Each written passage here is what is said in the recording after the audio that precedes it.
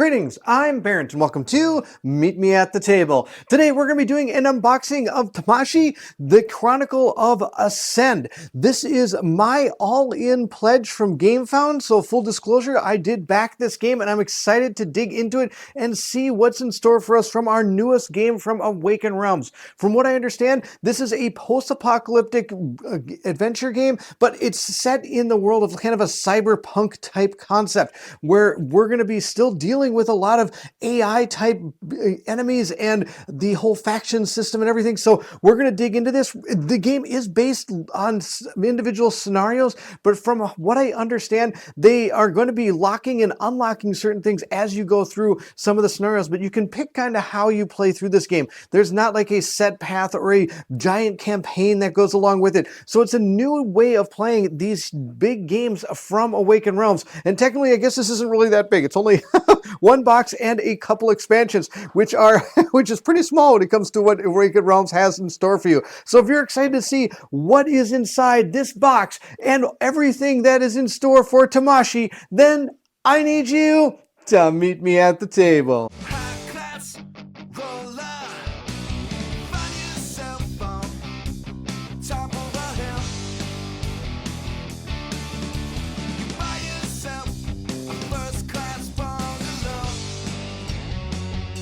Taking the game out of the box, I did notice that this was sitting on top. This was a thank you letter from Awaken Realms. They have a tendency to do this a lot with their games that you get from GameFound through them when you back them. They do say thank you for being a backer, and they and all the things about helping them bring this game to life and things of that nature. But on the back, I do want you to know that there are some instructions in case you have bent or broken miniatures, damages caused by the box itself, or any missing components. They have deals that you can go to their websites and have them be able to be taken care of from what I understand. Now, let's get into the game itself. This game is, I believe the gameplay itself, I believe, is a little bit shorter than a lot of the Awaken Realms games, but I could be wrong about that. On the top here, we do have our rulebook, which is, I believe, it's 22 pages. All right. I was going to say 20 pages. That's pretty close.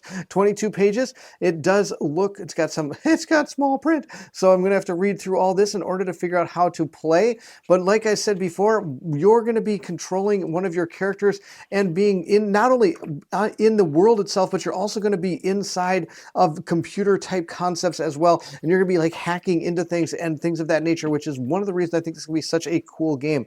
On top of that, it does have one of the expansions that was part of the Kickstarter, and that's the Lost Pages. This is you can play through this one, and it's a set of scenarios that can be played at any time during the story campaign.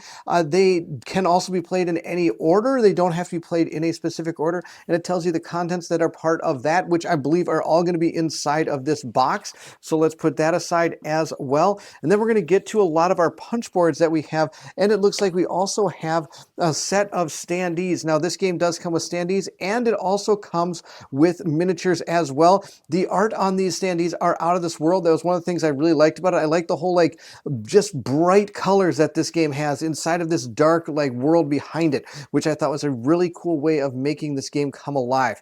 We're going to put those aside. Moving on, we do have some of the punch boards here that probably had to do with that expansion itself. These right here. Now, I can kind of explain a little bit about what you're seeing here. These tiles are going to be, the different tiles are going to be used for the particular scenarios you're playing. They're going to be face down. You're going to move into these tiles and flip them face up. And inside there, you're going to see unique numbers for each of the tiles, showing you what tiles to use. On top of that, there are two different numbers here. One of these, they're going to represent the amount of trace, I believe is what they call it, of how much trace you're going to gain moving into it, and also how much trace you're going to gain while you're just standing there idle inside the particular region you are. And of course, they also have an ability inside of each of these different locations that you go to. This one says to draw and attach an enemy, and again, I believe that's an experience point. I could be wrong. I am not fully versed in all the iconography, but as I learn through the game, we'll completely understand what it all is. These up here are some of the Ascend tokens. which in some scenarios mainly just kind of talk about putting pressure on players. And what they do are going to be more scenario based than anything else.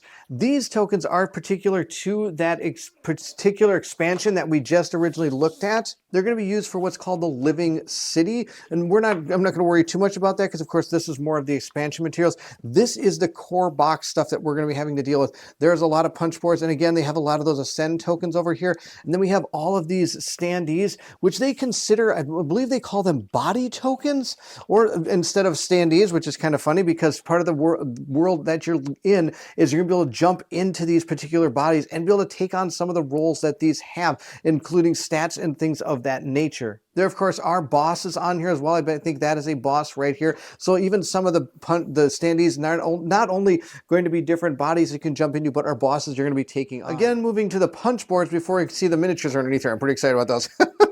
Here's some more of them. They, again, are all dual-sided, but the back, you don't know what they are. It's going to be hidden, and some of these may be randomly placed, where other ones could be having exact places you need to be. And as you can tell, each one of these has a unique number and a unique deal. So this one will let you program one, and I'll hopefully maybe explain that as we move forward through the unboxing. But programming is be part of the game that you're going to be doing. There's different parts of it.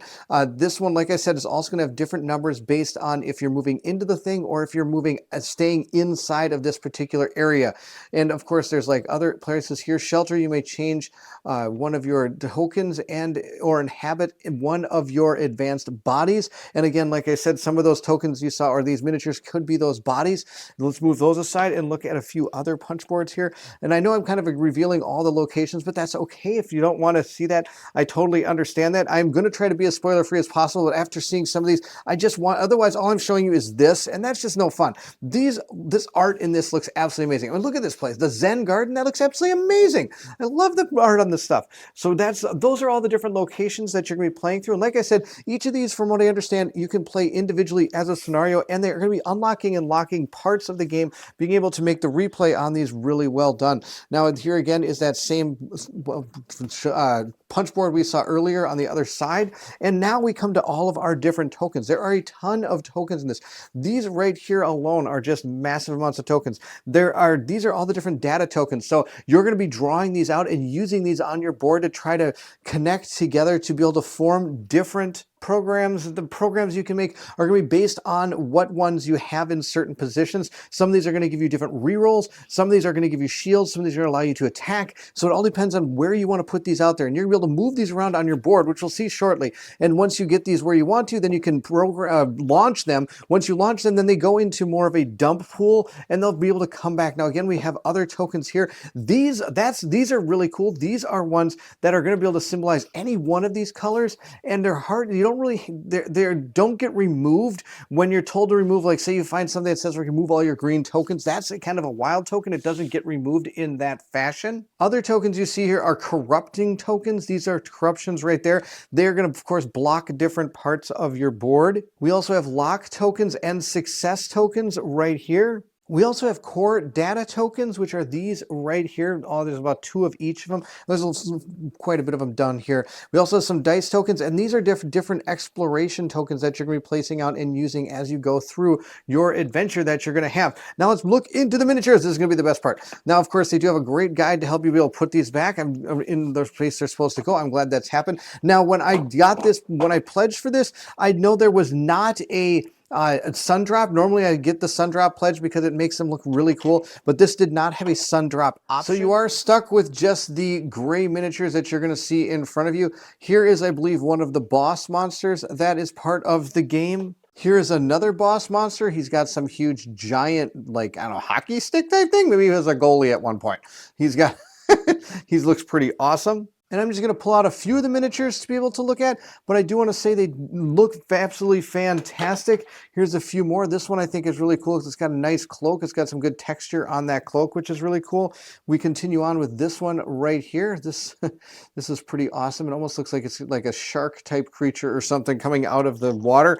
We have this guy bouncing over a robot of some kind, which looks pretty awesome. He's just like hop, skip, and a jump away.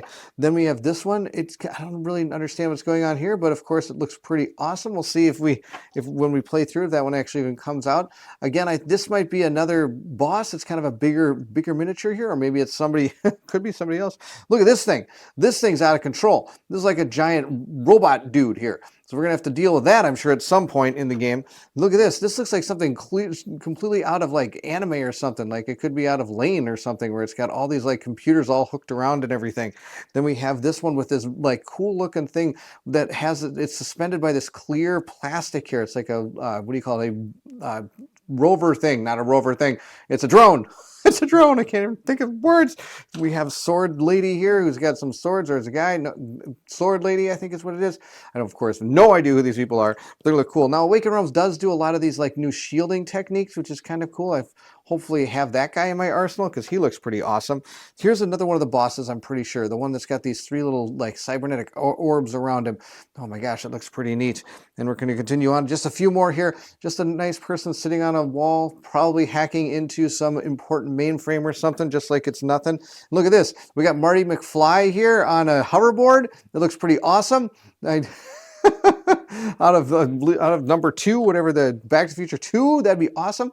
And then this will be the final miniature. We'll look out of those little packs here. Looks like almost Dr. Octopus or something with all these things coming flying out of them. That's absolutely awesome. Now we're going to push a lot of these miniatures aside. We're going to continue on. Now, similar to, I believe, like a couple of the other games that they've made recently, ISS Vanguard comes to mind.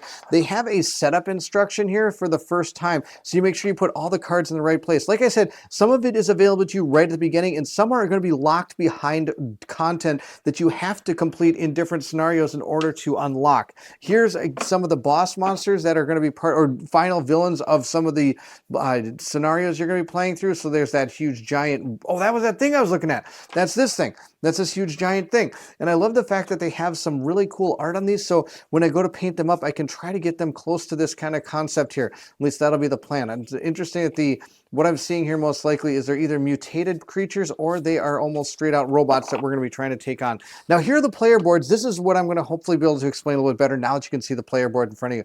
You've got multiple things going on here. First, you have assets along the side. You have your health tracker here. They don't call it health. They call it something different, but I can't remember what it is right now. And here's your trace board. This is going to be, as they're trying to find out where you are, they might be able to find you through traces.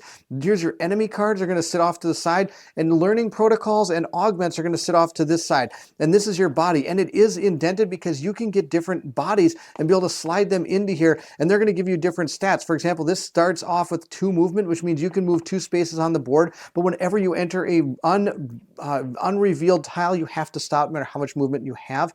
And then it also has other things here too. 4 right here, I believe, is the amount of times you can move your different chips around on your program board to try to match them up so you can create the patterns you want. Now, on top of everything that goes here, there's also going to be dump boards in here as well. There they are right there. I'm going to kind of lift it. Oh, I don't have to lift it up.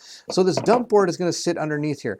And the way this all is going to work, once you get everything all set and going, you're going to be getting different chips here. You're putting them out here. And like I said, you're going to fill up, let's say we do like 3 green, which will give us a shield. Then once those are launched, they're going to dump into the dump pool here, and then you'll be able to gain them back later to be able to put back out on this board. But as you can see, you've got like that launcher right here, and this is really cool. It sits just like this, ready to go. I think that's awesome. All right, so you got, now of course up to 4 people can play, and from what I understand, this can also be played solo with just 1 character. You can, and this is where you put your core data chip if you wanted to right there. The other thing you can do is you can even play a few of these, I believe, competitively as well. So it does have different options of play, and each board, of course, has a different dump board for yourself. Here's the scenarios, and like I said, as you go through some of these scenarios, is this the core box? This is the core box. As you go through them, you're going to check off different things, and once you complete different scenarios, then certain things are going to lock or unlock for you as the game goes forward. It looks like there's a couple here, and each scenario is found inside each one of these little pamphlets here, and it's going to tell you exactly how to go through what you're supposed to do.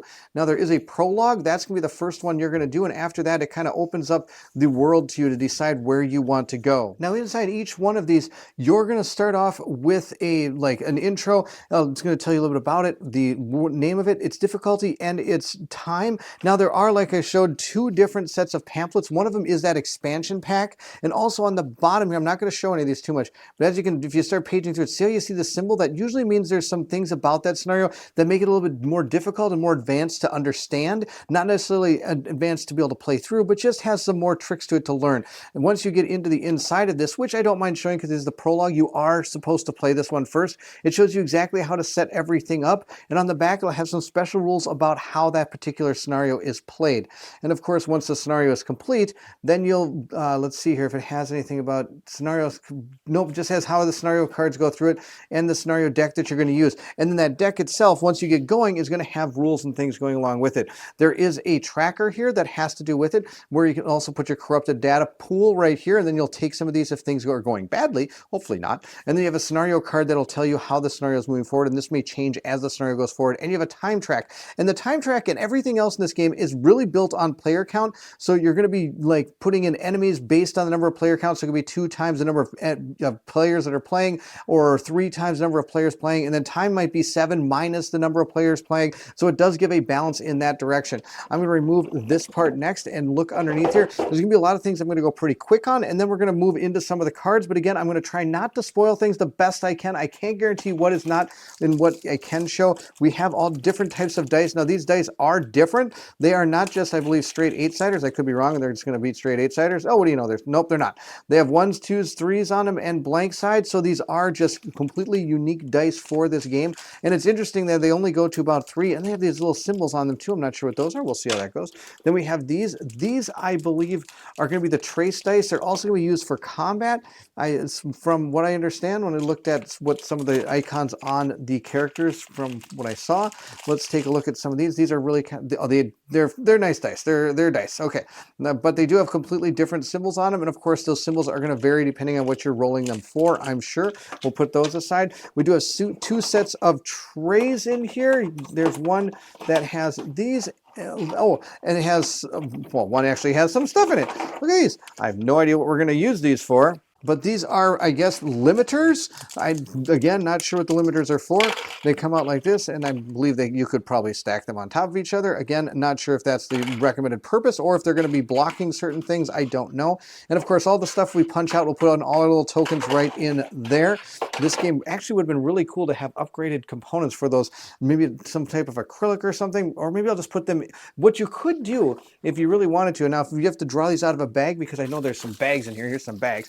If you're going to be drawing these out of bags, you could put these in coin capsules to give them a better feel. That's one thing you could do. Otherwise, I'm sure somebody will make upgraded components that will be able to replace the cardboard that came in the game. But of course, we'll see how as time goes on. There are a lot of neat little things. These are going to be our damage markers, I believe. There's 2 sets of these.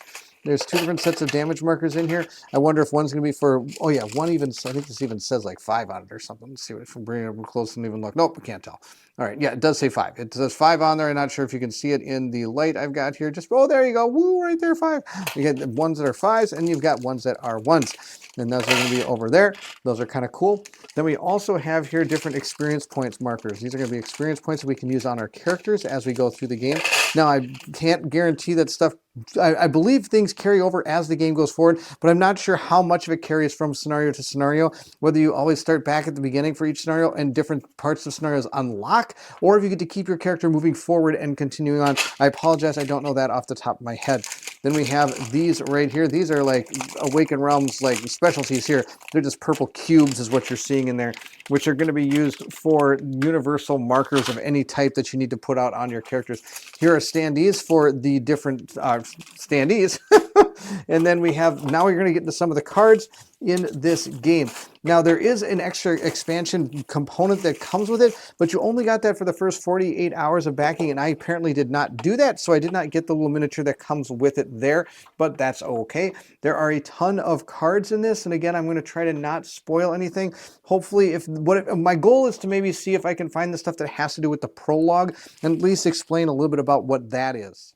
Some of the first things we have here are going to be all the different card what do you call these card dividers that we have. So we have enemies, bodies, scenarios, scenario generators, learning protocols, locked components, and locked districts. And I believe it's the same on the other side. Yep, they're exactly the same. And the same thing we got for some of our little cards as well. It looks like that we'll be able to decide or be able to have these ready to go for us and put them in there and everything's gonna go. Now I will mention, looking at the size of what's in this box, I do not believe we're going to be able to sleeve the cards and put them back into this particular box. I don't think that's going to work. I could be wrong, but it just doesn't seem like that's going to be an option, because it looks like a lot of the smaller cards, I mean, I guess maybe this kind of would, no, I don't think it's going to work, which is too bad, but that's okay. Not everybody sleeves their cards. I do sleeve my cards, so that's going to make me sad, but you know, that's okay. We'll look at what we have here now. The first set of cards I have are going to be all the different goals you're going to meet in all of the chapters that you're playing through. Look at this. This is an absolute mountain of goals. Now, I don't mind showing you this card because this is the very first card you'll use in the prologue. It does have your goal right here to go to the shelter, and it shows the special rules for it and world activities. Now, this will, I believe, be placed on that little time thing that I had out here earlier, and you'll place that right next to it so you're all set to go. You'll just place the scenario card right in there, and it sits out there on the board ready for you. Plus, you have your time track up here. And of course, it does have some, if you're trying to do this and you do all this stuff, then you can eventually go to card A2, or otherwise if you reduce the time here, and if it goes to 0, you draw the AXI card, which is probably like a game over card, and you'll probably have to do it again. But for that particular mission, it looks like there are about 6 different cards. Now, I am going to show you the gold card here. I apologize for how this works. I just want to show you exactly how this works and as you'll play through it. So for example, here's that XA card to be a lost card. But as you're going to go through, you're going to be doing things. And as it goes through here, for example, special rule, when a player launches an XP pattern, then you're going to be able to gain one of those gold or green check marks. And the more green check marks you get, the better. Now, of course, then eventually you're going to be maybe fighting some enemies. And if you defeat enemies, you're going to get check marks. But if I repel them, which means I don't actually defeat them, I just chase them off or move away from them, then I'm going to gain these particular marks. And of course, at the end, it shows the victory and what you're going to be unlocking. And then once those are unlocked, then you can use that stuff in the next missions that you're going to be going into. And it shows the number of players. If you have a number of players or of check marks, then you're going to be able to go to the scenario sheet and gain this learning protocol card. Otherwise, if you have more of these, then you're going to gain this learning protocol card, and then you'll move forward past the prologue. And each of these do have a front and back, which are going to be able to tell you little things as you go through it. But again, that's about all I want to show you with those mission cards. I don't want to go too in depth on those because, of course, I don't want to spoil them as you're playing through it yourself. There are certain types of cards I want to show off, and again, the ones I'm going to show you are the ones that are in the rule book. So if you're reading through the rule book, you will see these cards. First off, of course, we have a turn order card that tells you exactly how the turn orders are going to go. You have a planning phase. This is all done simultaneously, which is pretty cool. Then you have an action, a combat, and a quest phase, and you'll see how those play through. When we do a playthrough, they have different upgrade abilities here. This is your memory. You can use this. Once you gain memory, you can discard it to do different things. You can spend experience points to be able to unlock different parts of your board, or you can even gain some of those super chips if you wanted to. And what I mean by unlock parts of your board is this side of the board is kind of locked, but eventually you can use your experience to unlock this part, giving you more abilities to, more ways of moving chips around on that board. And that's the turn order cards. Then we have our basic patterns. These are the patterns I was talking about earlier. When you make certain patterns, things are going to happen. For example, you make this and you gain an experience point. That's super good. But if you do any of these other ones, I can gain a power, I can gain memory, I can gain a shield or a reroll, depending on which, if I'm able to get these chips to all file in line.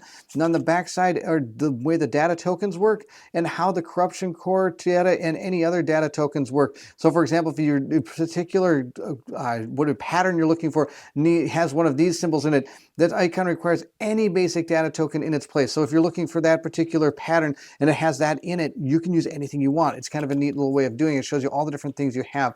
Then it shows you what happens when you reset. When your health drops to 0, you must resolve a reset, and it's all written here on how to do that. Hopefully we don't have to ever do that.